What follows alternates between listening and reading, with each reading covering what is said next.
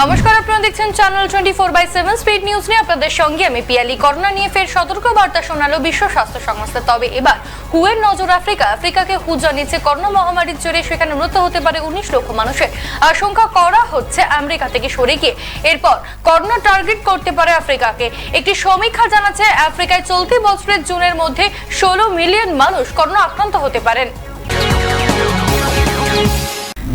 লাফি বাড়ছে মার্কিন যুক্তরাষ্ট্রে করোনার মৃতের সংখ্যা। আমেরিকায় গত 24 ঘন্টার মৃত্যু হলো 2448 জনের। জন হপকিন্স ইউনিভার্সিটি তথ্য জানাচ্ছে বৃহস্পতিবার মৃত্যু ধরে মার্কিন মুলুকে মোট মৃতের সংখ্যা দাঁড়িয়েছে 75,543 জন। দেশে মোট আক্রান্তের সংখ্যা ছাড়িয়েছে 10,29,000। সুস্থ হয়ে উঠেছেন 1,74,000 মানুষ। ট্রাম্পের দেশে নিউ ইয়র্কের অবস্থা সবচেয়ে ভয়াবহ। সেখানে করোনা আক্রান্তের সংখ্যা 3,30,000 ছাড়িয়েছে। মৃত্যু হয়েছে 25,204 জনের। এরপরেই রয়েছে নিউ জার্সি, সেখানে আক্রান্ত 1,31,000 মানুষ। সেখানে মৃতের সংখ্যা 8,000 বেশি। আশঙ্কা নিউ ইয়র্কের 9 লাখ কর্মজীবী মানুষ জুন মাস শেষ হওয়ার আগে কর্মহীন হয়ে পড়বেন। চীনের পর করোনা যেভাবে আক্রমণের ঝড় তুলেছিল স্পেন ও ইতালিতে, সেই পরিস্থিতিতে কিছুটা হ্রাস টানা গিয়েছে। তবে নতুন করে আশঙ্কা তৈরি হচ্ছে রাশিয়াকে নিয়ে। সংক্রমণের নিরিখে ফ্রান্স ও জার্মানিকে ছাড়িয়ে গেছে রাশিয়া। এবার ইতালি ও স্পেনকে ছুঁতে চলেছে এই দেশ। গত কয়েক সপ্তাহে সংক্রমিতের সংখ্যা রেকর্ড জায়গায় পৌঁছেছে রাশিয়াতে। রাশিয়াতে সংক্রমিতের সংখ্যা সবচেয়ে বেশি মস্কোতে। শুধুমাত্র বৃহস্পতিবারই মস্কোতে নতুন সংক্রমণ ধরা পড়েছে 6,703।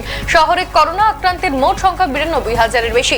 জন হপকিন্স ইউনিভার্সিটির রিপোর্ট বলছে রাশিয়ায় গত 24 ঘন্টা 11,231 জন কোভিড পজিটিভ। মস্কোর মেয়র সেকেই সোবিয়ানিন বলেছেন অনেক বেশি টেস্টিং হচ্ছে বলে আক্রান্তের সংখ্যা বেশি দেখা দিচ্ছে।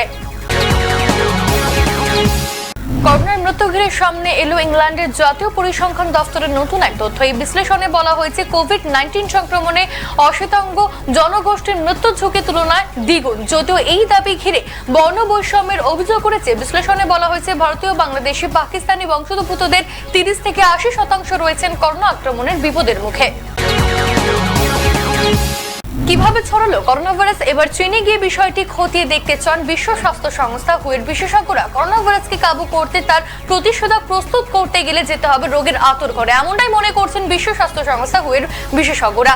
বিষয়টি জানিয়ে পর্যবেক্ষণের প্রস্তাব দেওয়া হয়েছে চীনকেও। তবে এখনো পর্যন্ত কোনো প্রতিক্রিয়া দেয়নি চীনা বিদেশ মন্ত্রক।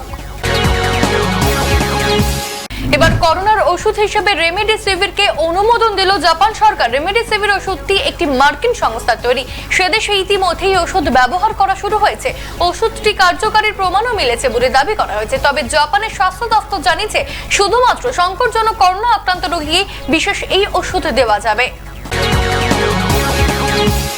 আগামী 10ই মে আন্তর্জাতিক মাতৃ দিবস। তার আগে করোনা পর্বের মধ্যে ইউনিসেফের পক্ষ থেকে শিশু জন্মের একটি হিসেব পেশ করা হয়েছে। জানানো হয়েছে করোনা পর্বের মধ্যে বিশ্বজুড়ে 11,60,00,000 শিশুর জন্ম হবে। 11ই মার্চ থেকে 16ই ডিসেম্বর অবধি ভারতে 2,10,00,000 শিশুর জন্মের সম্ভাবনা রয়েছে। আগামী নভেম্বরে ভোট। মার্কিন দুনিয়ায় সদ্য প্রকাশিত মনমাউথ বিশ্ববিদ্যালয়ের জনমত সমীক্ষা দেখা যাচ্ছে ট্রাম্পের তুলনায় এগিয়ে রয়েছে জো বাইডেন। মানুষের সমর্থনে এই মুহূর্তে বাইডেন ট্রাম্পের তুলনায় 9 পয়েন্টে এগিয়ে রয়েছেন। ডেমোক্র্যাট প্রেসিডেন্ট পদপ্রার্থী বাইডেন গত এক মাসে ট্রাম্পের তুলনায় তার জনসমর্থন 3% বাড়াতে পেরেছেন। বাড়ি ফিরতে গিয়ে মালগাড়ির চাকায় ছিন্নভিন্ন হয়ে মৃত্যু হলো 16 জন পরিযায়ী শ্রমিকের। লকডাউনে দীর্ঘদিন আটকে থাকার পর রেল লাইন ধরে মধ্যপ্রদেশ থেকে হেঁটে বাড়ি ফিরবেন বলে রওনা দিয়েছিলেন 21 জন শ্রমিকের একটি দল। ক্লান্ত হয়ে যাওয়ায় ঔরঙ্গাবাদের কাছে লাইনের ওপর ঘুমিয়ে পড়েছিলেন তারা। শুক্রবার ভোর 5:15 নাগাদ ঘটে এই মর্মান্তিক দুর্ঘটনা।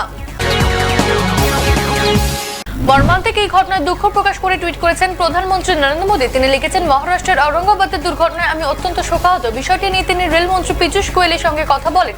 এই দুর্ঘটনা তদন্তের নির্দেশও দিয়েছেন রেল মন্ত্রক। মৃতদের পরিবার পিছু 5 লাখ টাকা করে আর্থিক সাহায্যের ঘোষণা করেছে মহারাষ্ট্রের মুখ্যমন্ত্রী উদ্ধব ঠাকরে। অন্ধ্রপ্রদেশের বিশাখাপত্তনমে এলজি পলিমার্স প্ল্যান্ট থেকে গ্যাস লিক হয়ে যাওয়া এখনো পর্যন্ত মৃত্যু হয়েছে 12 জনের। পরিস্থিতি এখন নিয়ন্ত্রণে আছে বলে জানিয়েছে বিশাখাপত্তনমের পুলিশ কমিশনার। সংস্থার বিরুদ্ধে দায়ের হয়েছে মামলা। সংলগ্ন 5টি গ্রামের মানুষদের অন্যত্র সরিয়ে দিয়েছে প্রশাসন। বৃহস্পতিবার রাতে ফের ধোঁয়া উঠতে দেখা গেল, এলাকায় আতঙ্ক ছড়ায়। লাফিয়ে লাফিয়ে বাড়ছে দেশে করোনা ভাইরাসের আক্রান্তের সংখ্যা। গত 24 ঘন্টায় দেশে ৩,৩৯০ জন নতুন করে আক্রান্ত হয়েছেন এই রোগে। ফলে দেশে মোট করোনা ভাইরাসে আক্রান্তের সংখ্যা দাঁড়ালো ৫৬,৩৪২। গত 24 ঘন্টায় করোনা ভাইরাস প্রাণ কেড়ে নিয়েছে ১০৩ জনের। এই নিয়ে এখনো পর্যন্ত দেশে মোট ১,৮৮৬ জনের মৃত্যু হলো কোভিড-১৯ থাবায়।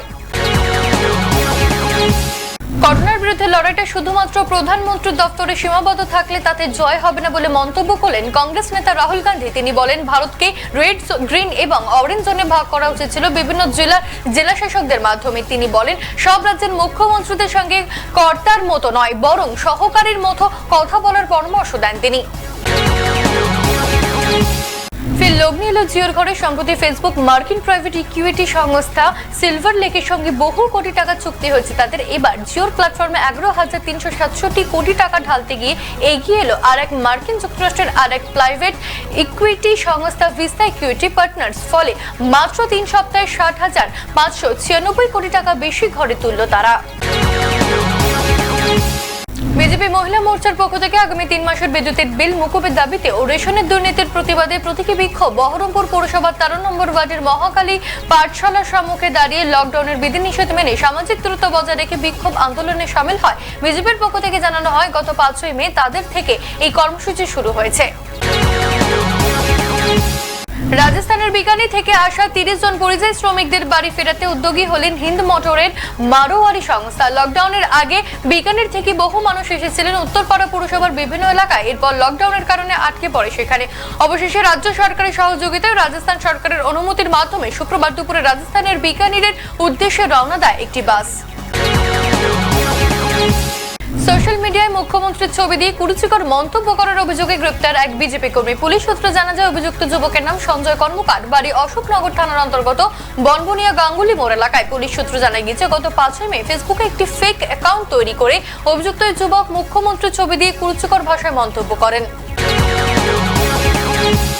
মালদা জেলা পুলিশের উদ্যোগে কবিগুরু রবীন্দ্রনাথ ঠাকুরের জন্মবার্ষিকী উদযাপন করা হলো। জেলা পুলিশ প্রশাসন বিশ্বকবিকে শ্রদ্ধাঞ্জলি জানাতে এদিন সকালে ইংরেজ বাজারে শহরের পদযাত্রা জেলা পুলিশের তরফ থেকে করা হয়। শহরের ফোয়ারার মোড় থেকে পদযাত্রা শুরু হয়, রাজমহল রোড হয়ে রবীন্দ্র মূর্তির পাদদেশে শেষ হয়। জেলা পুলিশ সুপার আলোক রজরিয়া বিশ্বকবি রবীন্দ্রনাথ ঠাকুরের প্রত্যেকটি মূর্তিতে মাল্যদান করেন। আজ ২৫শে বৈশাখ, বিশ্বকবি রবীন্দ্রনাথ ঠাকুরের জন্মদিন। কিন্তু এই বছর ছবিটা একটু অন্যরকম। লকডাউনের কারণে সব কেমন যেন ওলট পালট করে দিয়েছে, কিন্তু তারপরেও বিশ্বকবির প্রতি শ্রদ্ধা জানিয়ে র্যালি করল বিষ্ণুপুর থানার পুলিশ। পশ্চিমবঙ্গ পুলিশের উদ্যোগে এবং বাঁকুড়া জেলা পুলিশ ও বিষ্ণুপুর থানার সহযোগিতায় কবির প্রতি শ্রদ্ধা জানিয়ে ট্যাবলো নিয়ে বিষ্ণুপুর শহর পরিক্রমা করা হয়।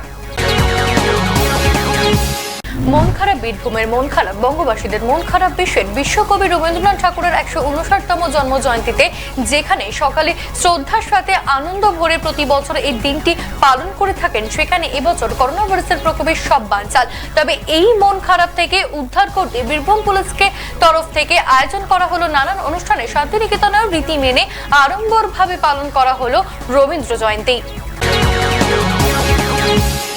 জার্মান বুন্দেশলিগা আবার শুরু হচ্ছে ১৬ই মে। করোনার সংক্রমণ আছে কিনা তা জানতে ফুটবলারদের মেডিকেল পরীক্ষা দিতে হচ্ছে।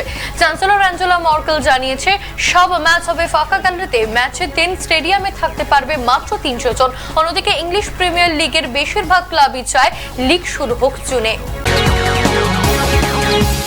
করোনার মতো দুর্যোগের দিনে ভবিষ্যতের পৃথিবীকে রক্ষা করতে প্রকৃতিকে বাঁচানোর শপথ নিল বিশ্ববিখ্যাত প্রায় ২০০ চলচ্চিত্র তারকা। এর মধ্যে রয়েছেন Cate Blanchett, Robert De Niro, Madonna, Rooney Mara, Penelope Cruz সহ অনেকেই। সম্প্রতি তারা সবাই একটি পিটিশনে স্বাক্ষর করেছে প্রকৃতিকে বাঁচাতে একজোট হয়েছেন তারা। স্প্রেড নিউজ এখনকার মতো এই পর্যন্ত। দেখতে থাকুন চ্যানেল 24/7।